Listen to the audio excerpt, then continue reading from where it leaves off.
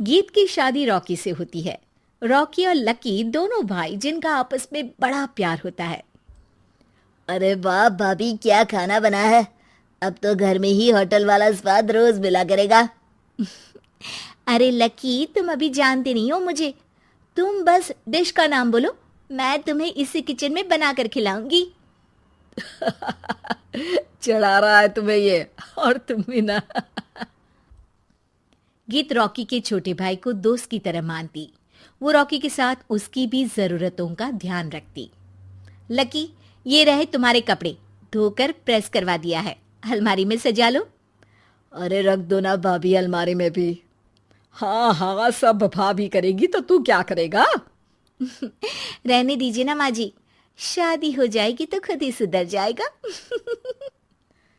अरे रहने दो यार, तुम दोनों मेरे कपड़े यहीं पे रख दो। एक कपड़े अलमारी में रखने को क्या बोल दिया, शुरू हो गई। एक दिन, रॉकी सुनिए ना, कल जल्दी आ जाना, मुझे मायके जाना है, या सुबह छोड़ दीजिए और शाम को लेकर आ जाना। अरे नहीं नहीं, कल तो बिल्कुल पॉसिबल नहीं है, कल मीटिंग है।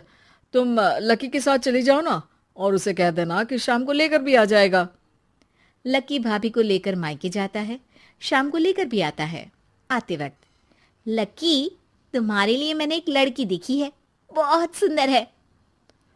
अच्छा, क्या बात है भाभी, मुझे भी दिखा दो। और उससे भी पूछ लो कि मुझसे शादी करेगी ना। इतनी सुंदर होगी तो मुझसे क्यों शादी करेगी भाभी। अरे वाह, क्या बुराई है तुम में, इतने अच्छे हो दिखने में। हाँ, बस अपनी भैया से थोड़ा कम हो। हाँ भाभी, आपको तो भैया से अच्छा कोई लगता ही नहीं है। लकी, तुम्हारे भैया हैं ही लाखों में एक। रात में दोनों घर आते हैं, लेकिन थोड़ी ही देर में उनके घर रॉकी की मौत की खबर आती है। हे भगवान, ये क्या हो गया। मेरा बेटा मुझे वापस कर दो।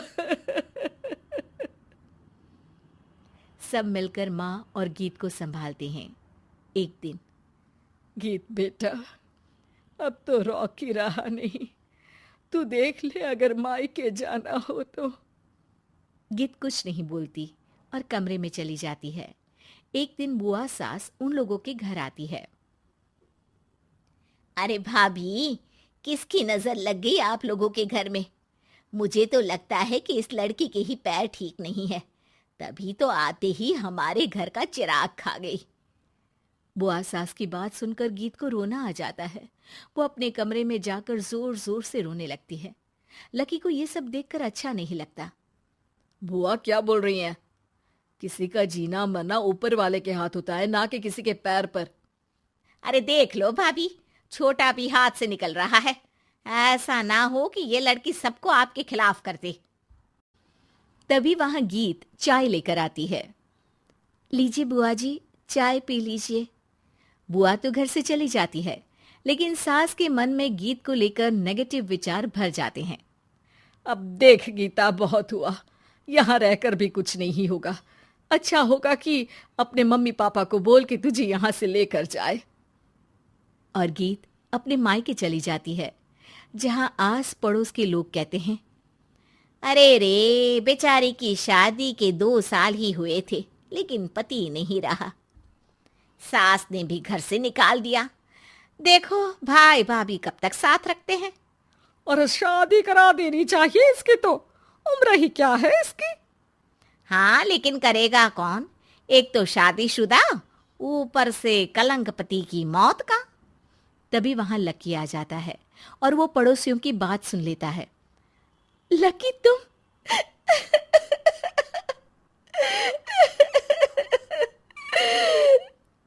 भाभी, ये जमाना आपको जीने नहीं देगा। लेकिन आप चिंता मत करना, मैं आपको आपके हिस्से की सारी खुशियां दूंगा। लीजिए, माँ ने आपका ये बैग भेजा है। इसमें आपके जरूरी सामान है जो वहीं रह गए थे। लकी देखता है कि गीत को ससुराल से लेकर मायके तक हर जगह सिर्फ ताने ही सुनने पड़ते हैं। वो सीधे अपनी माँ के पास जाता है। माँ, एक बात सुनो, ये कहाँ का न्याय है। एक लड़की जो छोटी सी उम्र में अपना पति खो चुकी है, वो अब दुनिया के ताने भी झेल रही है। यार, ये तो गलत है ना माँ। हमें भाभी का सपोर्ट करना चाहिए। क्या भैया होते तो भाभी को ऐसा देखकर दुखी नहीं होते? अरे देख लकी, ये समाज ऐसा ही है। और भैया होते तो गीत की ये हालत होती ही नहीं। बिना पति के औरत को तो ये सब झेलना ही पड़ता है। लेकिन कोई तो जरिया होगा ना माँ।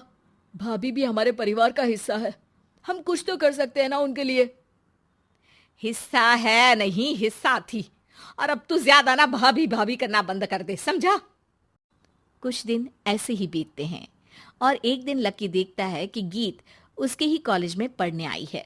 अरे भाभी, आप यहाँ कॉलेज में कैसे? लकी, मैंने पढ़ने का निर्णय लिया है। शादी के कारण मेरी पढ़ाई को बीच में ही रोक दिया गया था, पर अब जब कुछ नहीं बचा तो मैंने सोचा पढ़ाई में ही मन लगाऊं। अरे आपने बिल्कुल सही सोचा भाभी। किसी भी तरह की कोई भी जरूरत हो तो प्लीज बिना किसी हिचक के बताना, मैं हूं आपकी मदद के लिए। लेकिन कहते हैं ना, गीत की जिंदगी में सब कुछ बहुत दिनों के लिए ठीक नहीं रहा और एक दिन क्लास में, अरे ये विधवा है, इसकी तो शादी हो चुकी है। क्या बात कर रहे हो? हमारे साथ तो बैठकर ऐसे पढ़ाई करती है जैसे बच्ची हो। अरे बच्ची नहीं, बहुत शातिर है ये। किसी को नहीं बताया कि ये शादीशुदा है, वरना हम इसे आंटी आंटी कहकर पुकारते ना। अरे अब तो पता चल गया ना, आंटी जी। Aunty aunty. फिर क्या, सभी गीत को आंटी बोलकर चिढ़ाने लगते हैं। गीत को रोना आ जाता है और वो क्लास के बाहर जाकर रोने लगती है। सामने से लकी आ जाता है। अरे क्या हुआ भाभी, आप रो क्यों रही हैं? तभी पीछे से एक लड़की आ जाती है। हे हैंडसम, इस औरत से ना दूर रहना, इसके प्यार में मत पड़ जाना, क्योंकि ये शादीशुदा है। हमारे साथ झूठ बोलकर हम जैसी ही रह रही थी। हाँ तो क्या गलत है? सही उम्र में तुम्हारे माता पिता तुम्हारी पढ़ाई छुड़वा देते तो आज तुम भी शादीशुदा ही होती ना। और इनका पति नहीं रहा, उसमें इनका क्या कसूर? अरे कोई अपने जीवन को नई शुरुआत दे रहा है तो तुम लोगों को क्यों मिर्ची लग रही है? अरे तुझे बड़ी दया आ रही है, कर लेना तू शादी। लकी तब तो कुछ नहीं बोलता, लेकिन ये बात उसके मन में घर कर जाती है। और फिर एक दिन, माँ, मैं गीत से शादी करना चाहता हूँ। अरे क्या बक रहा है बेटा, तेरा भाई तो खा गई वो, अब मैं अपना दूसरा लड़का नहीं खो सकती। नहीं माँ, मैं गीत को यूं परेशान नहीं देख सकता। उसका कॉलेज में भी लोगों ने जीना मुहाल कर रखा है। मैं उनसे शादी कर उन्हें फिर से इस घर की बहू बनाऊंगा। तुम मानती हो तो ठीक है, नहीं तो मैं घर छोड़कर चला जाऊंगा। अरे मुझे मंजूर है बेटा। लकी माँ के साथ गीत के घर जाता है और उसका हाथ मांगता है। घर वाले मान जाते हैं। थोड़े से इनकार के बाद गीत भी लकी से शादी करने को मान जाती है।